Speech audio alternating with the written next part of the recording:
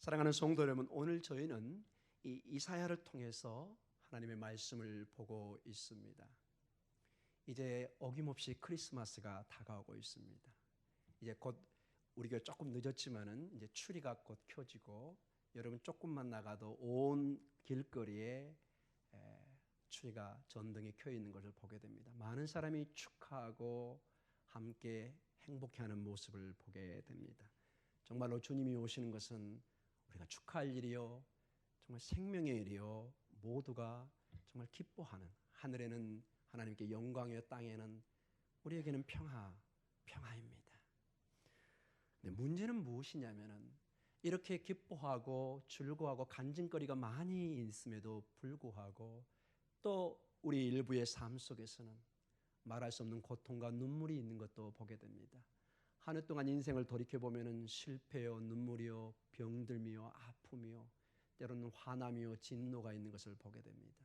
내 자녀를 돌이켜볼 때 도대체 기도할 거리가 없는 것처럼 보일 때도 있고, 내 사업과 내 가정의 여러 가지 문제를 볼 때 하나님이 어디 계신지 의문이 될 때도 있을 때가 있을 것입니다. 저도 그런 경험을 많이 했습니다.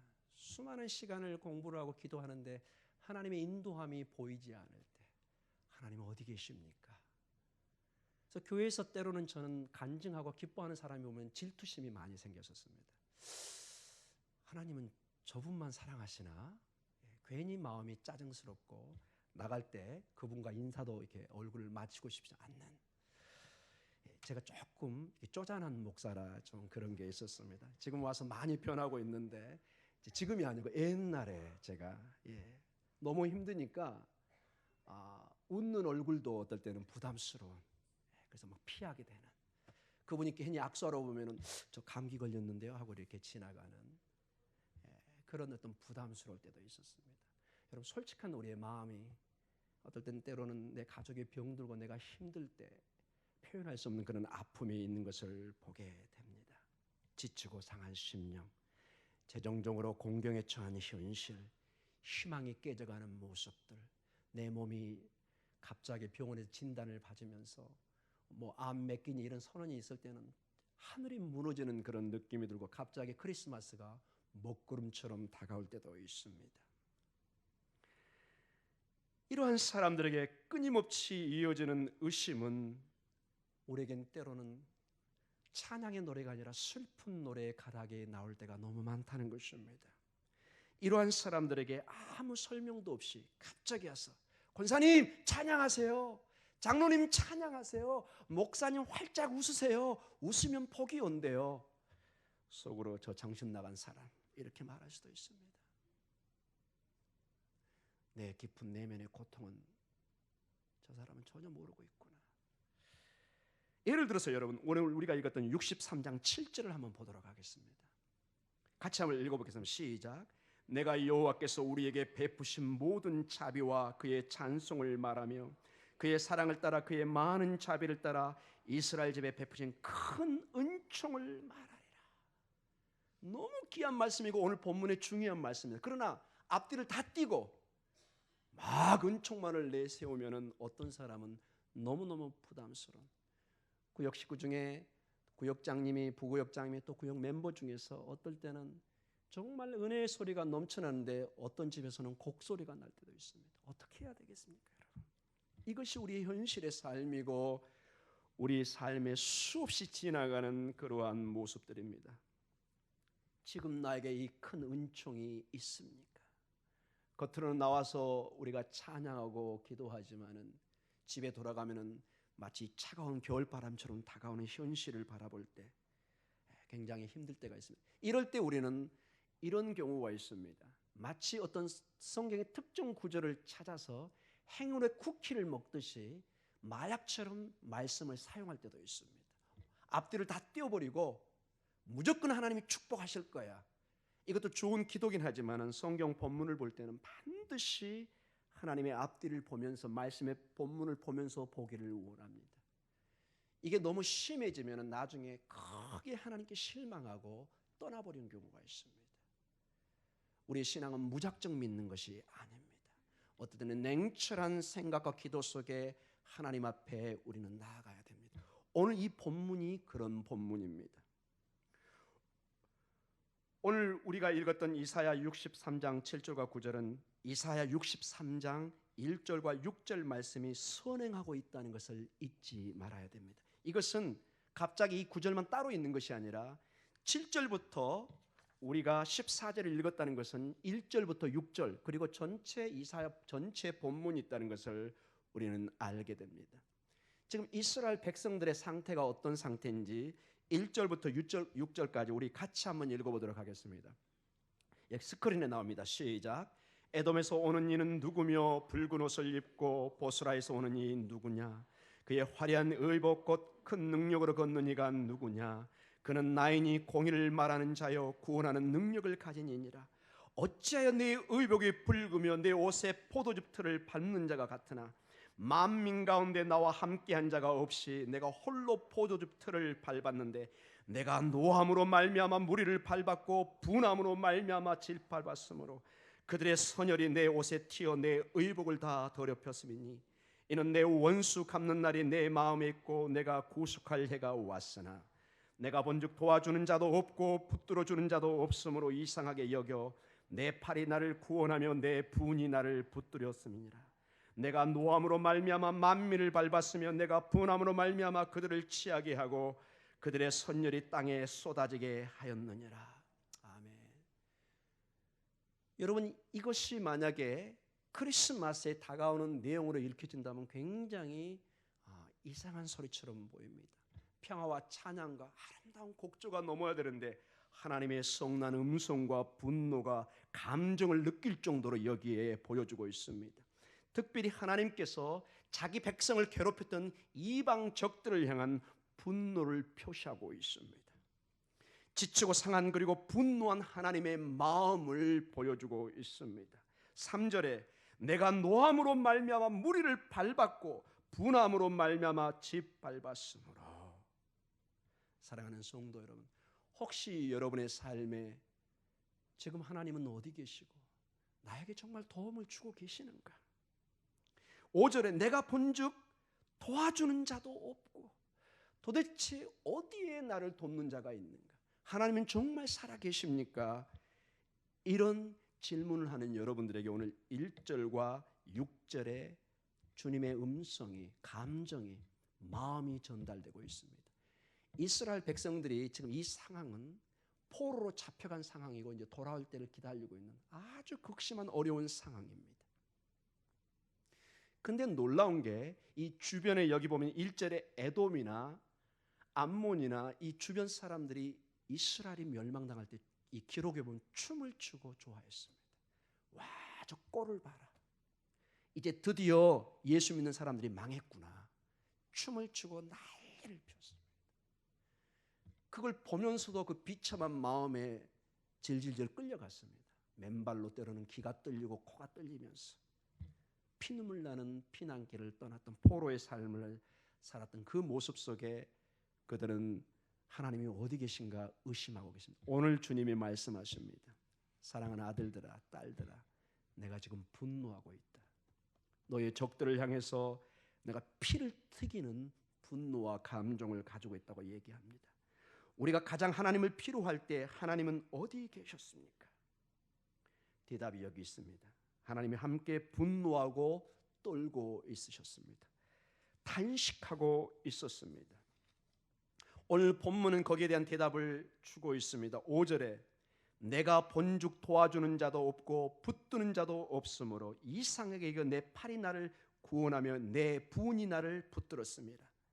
내가 본죽 도와주는 자도 없고 붙드는 자도 없는 상황 속에서 하나님께서 4절의 말씀을 주고 있습니다. 63장 4절 같이 읽어보겠습니다. 시작. 이는 내 원수 갚는 날이 내 마음에 있고 내가 구속할 해가 왔으니. 하나님의 때가 오고 있습니다. 여기서 원수 갚는다는 것은 단순히 꼭 육신에 보이는 원수뿐만 아니라 나의 질병이고 어떤 재정적인 문제고 감정적인 분노고 모든 것을 포함할 수가 있습니다. 하나님의 자녀를 괴롭히고 하나님과 우리 사이를 가로막는 모든 악한 영들과 이 세상의 압박들을 누가 끊으리야? 하나님의 사랑에서 끊을 자는 없다고 말씀하고 신약에도 말씀하고 계시고, 오늘 주님께서 원수 갚는 날이 구속의 해가 오고 있다고 말씀하고 있습니다. 자, 사랑하는 성도 여러분, 우리 구역 식구 여러분, 어떻게 구체적으로 하나님의 구원이 오늘 우리에게 다가오고 있을까요? 하나님의 사랑이 마치 나에게는 없는 것처럼, 늘 나에게는 침묵하는 것처럼, 이 세상에 내 사업 가운데는, 내 가정 가운데는, 내 자녀 가운데는 하나님이 없는 것처럼 보이는 그 순간에 하나님은 오늘 말씀하고 계십니다. 하나님은 어떤 감정적인 모습을 이 적들에게 보여줬지만 자기 자녀에게는 아주 특이한 예화를 들어가면서 오늘 자기 자녀를 얼마나 사랑하고 있는 것을 보여주고 있습니다. 당장은 자기 자녀의 훈련 때문에 그걸 안 보여주지만은 큰 구속의 역사 속에서 그것을 오늘 이렇게 보여주고 있는데, 그 말씀의 힌트가 나오고 있습니다. 그것이 오늘 우리가 봤던 본문의 내용입니다. 오늘 이사야 63장 8절과 9절에 이런 말씀이 있습니다. 8절과 9절 같이 한번 읽어볼까요? 그가 말씀하시되 그들은 실로 나의 백성이요 거짓을 행하지 아니하는 자녀라 하시고, 그들의 구원자가 되사 그들의 모든 환난에 동참하사 자기 앞에 사자로 하여금 그들을 구원하시며 그의 사랑과 그의 자비로 그들을 구원하시고 애적 모든 날에 그들을 드시며 안으셨으나. 자, 오늘 이 본문에 특별히 하나님께서 말씀하시고 9절에 자기 앞에 사자로 하여금 그들을 구원하시며 이렇게 나옵니다. 그리고 그의 사랑과 그의 자비로 그들을 구원하시고. 자, 이 본문이 우리 한국 번역으로는 이것이 조금 어려운 번역입니다. 이게는 이 원문 자체가 어렵습니다. 이 원문 자체에 가로를 치고 또 다른 언어가 되어 있습니다. 그러나 가로로 치지 않고 원래 히브리어 원문은 어떻게 되어 있냐면은 9절입니다. 그들의 모든 환난에 동참하사 자기 앞에 사자가 그들을 구원한 것이 아니라 하나님이 직접, 하나님의 임재가 그들을 구원하는데 그의 사랑과 그의 자비로 그들을 구원한다는 것입니다. 이게 좀 어려운 얘기인데요, 원래 히브리 본문 그 자체, 이 사본이 여러 개 있는데 이것은 이제 전문적으로 저희가 학교에서 배웁니다. 근데 제가 이걸 연구하면서 굉장히 특이한 점을 발견했습니다. 두 가지가, 우리 지금 성경도 번역이 가능한데 원래 히브리 원어를 조금 더 살린다면 이런 말입니다. 심지어는 사자를 보내서 너희를 구원하는 것이 아니라 이제는 내가 직접 너희에게 임하여서 내가 구원하겠다. 내가 너희를 여기 사랑과 자비로 헤세드로 너희를 구원하겠다고 하나님의 직접적인 임재를 강조하고 있습니다. 아멘. 하나님이 이제 누구를 대신하는 것이 아니라 내가 직접 너희의 문제를, 너희의 구원의 문제를 내가 다루겠다고 얘기하고 있습니다. 자, 이런 하나님의 임재의 구원을 좀 더 우리가 살펴보도록 하겠습니다. 사랑하는 성도 여러분, 오늘 우리가 읽었던, 원래 우리가 본문으로 적였던 이사야 63장 7절과 14절의 말씀은 이 이스라엘 백성들이 바벨론의 포로로 잡혀가고, 그리고 이 바벨론은 페르시아에서 멸망을 당하고 이제 페르시아의 지배 속에 있었습니다. 그때 페르시아의 왕인 고레스 왕을 통해서, 칙령을 통해서 이들이 약속의 땅으로 돌아옵니다. 그런데 약속의 땅에 와보고 예루살렘에 왔는데 너무 현실은 실망 그 자체입니다. 하나님께서 구원하셔서 약속의 땅에 예루살렘에 와서 모든 게 준비가 되어 있고 내가 들어갈 집이 있어야 되는데 아무것도 없습니다. 성전은 파괴되어 있고 집은 없고, 실제로 그 기록에 보면은 이 이스라엘 사람들이 왔을 때 기존에 자기 집에 들어가려고 하니까, 여러분 70년이 100년을 떠났다가 다시 오면 그 집을 내줄까요? 안 줄까요? 우리 권사님 여기 부동산 하시는 분도 계시는데 어떻게 생각이 드세요? 100년 후에 와가지고 내 집 내놓으세요. 제가 볼 때 곤란합니다. 지금 우리나라 약간 그 문제가 될 수 있는 가능성이 있는 게, 남북이 지금 갈라졌다가 언제가 통일이 되면은 이북서 오신 분들이 그 문서를 가져오신 분이 있어요. 제가 실제 한번 본 적도 있습니다. 피난 올 때 그것만 들고 나온 거예요. 그리고 내가 법적으로 이걸 주장하겠다는 거예요. 저는 잘 모르겠습니다. 다시 가서 찾을 수 있을지 없을지. 가끔 보면 북한에서 그 남한에 있는 어떤 재산권을 행사하는 사람도 있는데 그거는 제가 자세히 법적인 내용까지는 모르지만 여하간 이게 굉장히 복잡하고 쉽지 않은 것을 보게 됩니다. 실제로 이 본문을 보면은 기존에 살고 있었던 사람들과 사마리아에 있는 사마리타 이 사람들이 굉장히 저항을 합니다. 이러한 어려움 속에 큰 실망을 느끼고 극도로 어려운 상황 속에서 이 본문의 말씀이 주어지고 있습니다. 전능하신 하나님께서 지금까지 해왔던 것처럼 앞으로도 그들을 구원하고 도우실 것을 선포하고 있습니다. 나에게 지금 하나님이 어디 계시고 포로 기간에 하나님이 우리에게 구원으로 하셨는가? 오늘 그들에게 마치 크리스마스가 다가올 때 공허한 마음과 쓸쓸한 마음이 있는 그들에게 병들고 지친 심령에 오늘 동일하게 말씀하시는 것처럼 이스라엘 그 백성들에게 오늘 말씀을 주고 있습니다. 자, 오늘 이 본문을 통해서 보면은 하나님께서는 부모로서의 하나님으로서 마치 어머니와 아버지처럼 자신을 드러내며 이스라엘 백성을 구원할 것을 말씀하고 계십니다. 참으로 특이한 점입니다. 이사야 선지자는 하나님의 자기 자녀를 사랑하고 보호하는 부모의 모습을 그려줍니다. 자, 다시 한번 63장 8절과 9절을 다시 한번 보도록 하겠습니다. 같이 읽겠습니다. 시작. 그가 말씀하시되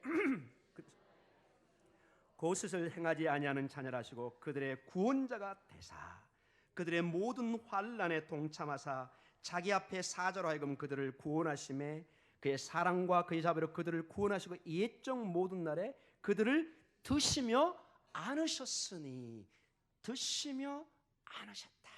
이게 이 성경 전체 본문에 보면은 엄마가 아기를 안고 가는 모습과 동일한 언어들입니다.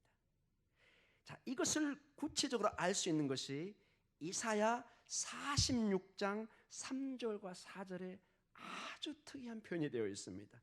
이사야 46장 3절과 4절을 스크린을 통해서 같이 읽도록 하겠습니다. 시작. 야곱의 집이여 이스라엘 집에 남은 모든 자여 내게 들을지어다. 배에서 태어남으로부터 내게 안겼고 태에서 남으로부터 내게 업힌 너희여 너희가 노년에 이르기까지 내가 그리하겠고 백발이 되기까지 내가 너희를 품을 것이라. 내가 지었은즉 내가 업을 것이요 내가 품고 구하여 내리라. 아멘. 여러분 이런 구절을 보셨습니까? 보셔도 아마 지나갔을 겁니다. 말씀을 준비하면서 하나님 저를 업어주세요. 우리 구역 식구들을 업어주세요. 아멘. 아멘. 제가 부목설에 있다가 담임이 된 가장 큰 변화를 뭘로 느꼈느냐? 제가 때로는 설교하다가 좀 쓴소리도 가감없이 할 때가 있습니다. 어떨 때는 어린 목사가 막 혼내는 설교도 합니다. 여러분 제가 어떤 상태가 된 줄 아세요? 집에 돌아가면은 엄청 내가 힘듭니다. 제가 새벽까지 그 마음이 갑니다. 축복을 전해야 되는데 그 힘든 그 가운데 와서 예배드리고 있는데 왜 내가 이렇게 좀 모진 말들을 설교를 했을까? 부목사 때는 별로 그 마음이 없었어요, 여러분. 저는 딱 끝나고 나가면 그만이니까. 근데 우리 어르신들 죄송한데 오해 없이 들어주시기 바랍니다. 마치 부모가 자녀를 매를 대고 저녁에 피눈물을 흘리는 그런 느낌을 가끔 제가 갖고 있습니다. 여러분의 영적인 상태를 위해서 때로는 하나님의 말씀을 과감없이 전해야 됩니다. 그게 목사의 직이고 그게 선지자들의 직이었습니다. 하나님 말씀은 하나님이 전한 말씀이기 때문에 자기의 생각이나 아이디어를 전하면 안 됩니다. 메신저입니다. 이 전달자는 보낸 편지를 그대로 전달해 줘야 됩니다. 여기에 뭔가를 첨부하면 큰일 나는 것입니다. 목사는 최대한 하나님의 말씀을 바로 전할 책임이 있습니다. 그러나 여기 있는 저는 감정을 가지고 있고 담임 목사라는 직위를 가지고 있습니다. 아픔을 느낍니다. 여기 말씀을 보면서 백발이 되기까지 내가 너희를 품을 것이라. 여러분 나이가 들수록 여러분 어르신들이 될수록 점점 마음은 아기가 되는 거 아시죠, 여러분? 사람은 태어나서 아기로 태어났다가 다시 아기로 간다고 합니다. 이건 제 얘기가 아니라 이 교육학자들이 하는 얘기입니다. 마지막 아기가 되어서 하나님 앞에 갑니다. 그 얘기는 뭐냐? 아기들이 섭섭증이 많죠. 사탕 하나만 줘도 삐지고. 여러분 손주, 손녀를 키우면 너무 잘할 것입니다. 그래서 우리 어르신들은 항상 우리 젊으신 분들 조심하셔야 됩니다. 저도 마찬가지고. 굉장히 마음이 쉽게 상처를 받습니다. 말 한마디에도 상처를 받습니다. 근데 여기 보니까 백발이 되기까지 주님은 우리를 업고 보호하십니다. 아멘. 내게 안겼고 태에서 나무로부터 내게 업히시며 너희가 노년에 이르기까지 내가 그리하겠고 백발이 되기까지 너희가 너희를 품을 것이라. 왜냐? 내가 너희를 지었기 때문에 내가 너를 업고 갈 것이고 품고 구하리라. 이 말씀이 오늘 본문에 보면은 그들을 드시며 안으셨다고 얘기하고 있습니다. 사랑하는 성도 여러분, 찬바람을 느끼십니까?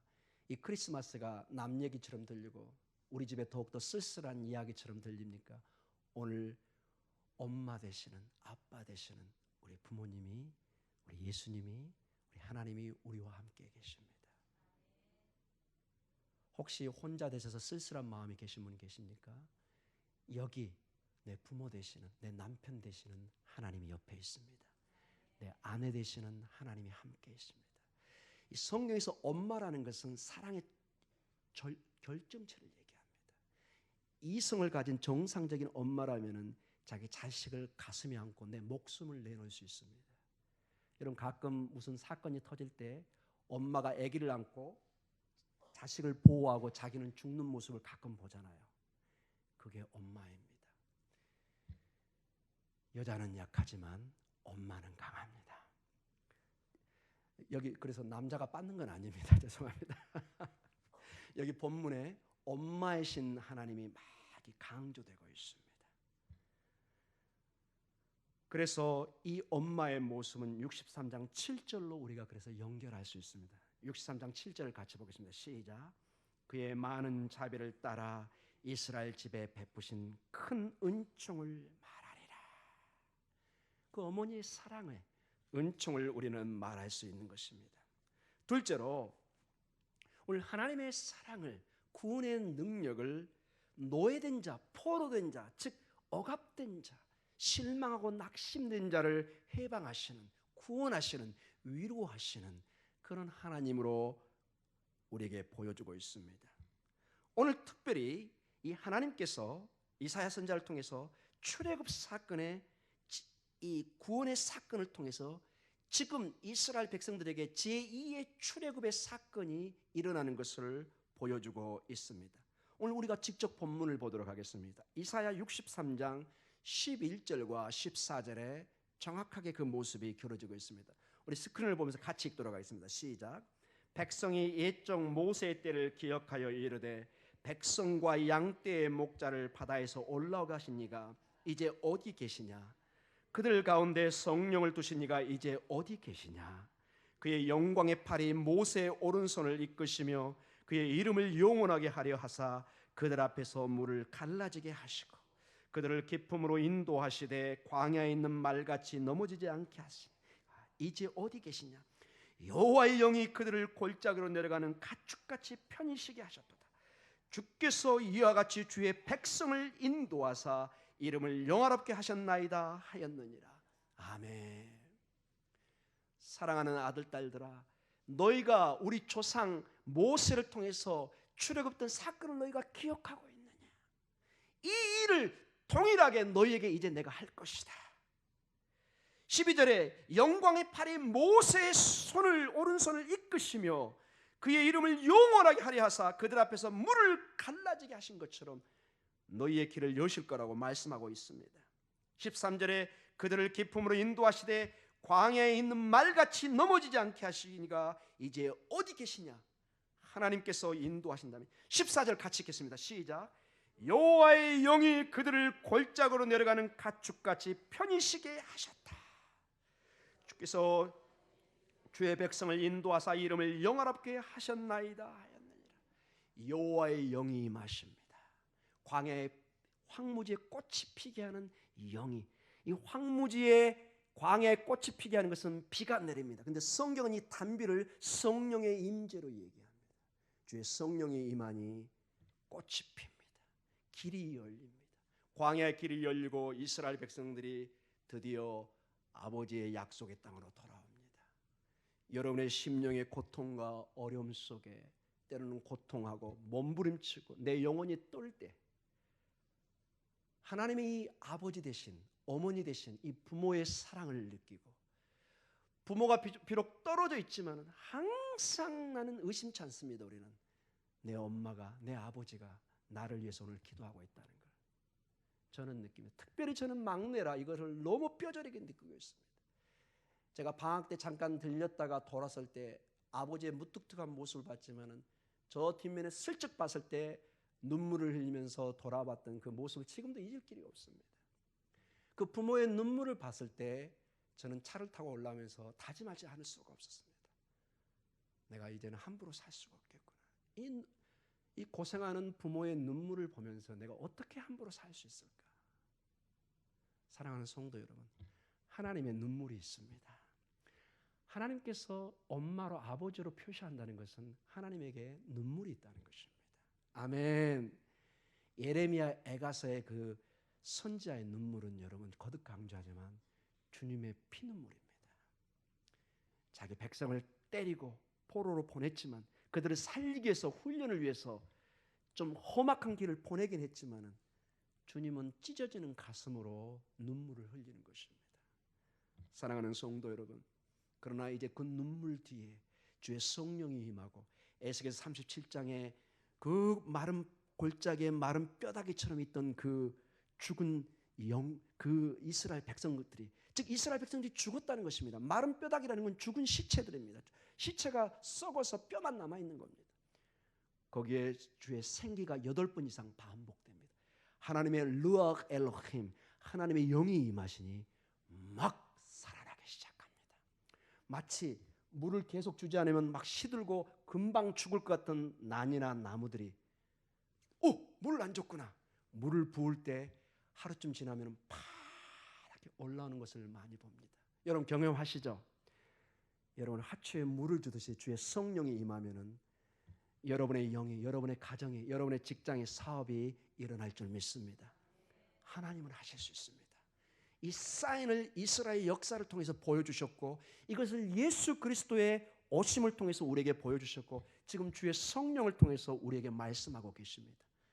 주님은 어제나 오늘이나 영원토록 동일하십니다. 나는 처음이요 마지막으로 얘기하십니다. 이 얘기는 공간과 시간 모든 것을 주님이 통제하신다는 것입니다. 여러분의 슬픔을 고통을 알고 계십니다. 하나님이 어디 계신가? 나의 하나님은 지금 어디 계십니까? 이 찬바람을 쐬고 걸어가는 내 인생의 길에 하나님은 어디 계십니까? 사랑하는 딸아 아들아 내가 여기 있다. 내가 마치 너의 사랑하는 엄마처럼 너를 품에 안고 너를 인도하고 있다. 내가 너를 등 뒤에서 격려하고 눈물로 기도하고 있다. 이 음성을 들으시기 바랍니다. 이스라엘 백성들은 수많은 나라의 고통 속에서도 이 출애굽의 사건을 보면서 그들은 유월절을 기념하면서 조헤르 그걸 기념하면서 어려울 때도 스페인에서 영국으로 영국에서 저기 네덜란드로 저 북극으로 쫓겨다니고 제대로 살아본 적이 없습니다. 그럴 때도 그들은 이 유월절을 지키면서 하나님의 역사를 기억했습니다. 그리고 지금까지 남아서 역사의 위대한 일들을 해가고 있습니다. 주크버그, 그 페이스북의 창시자 그 사람이 유대인입니다. 저는 유대인들을 높이고 싶지는 않습니다. 그러나 그들에게는 무서운 어떤 점이 있는 것은 제가 분명히 보았습니다. 하나님을 섬기고 경외하는 사람들, 이 확신 속에 있는 사람들은 무서운 사람입니다. 옆에 한번 봐보십시오, 여러분. 무서운 사람들입니다. 좋은 의미로 여러분. 우리는 죽으나 죽은 게 아닙니다. 우리는 고난을 당할수록 더 일어납니다. 주님, 제 마지막은 제 목숨을 데려가더라도 주님 책임지십시오. 제 유학의 마지막 때 어려울 때 어떻게 한 줄 아세요? 하나님, 이제는 하나님이 책임질 때입니다. 그리고 금식에 들어갔습니다. 저는 제 연구실에서 집사람은 저희 집에서. 이제는 하나님이 책임질 때입니다. 여러분 그런 기도 한번 해보시겠습니까? 어려움이 닥쳤을 때, 사방이 다 막혔을 때는 딱 결단을 하셔야 됩니다.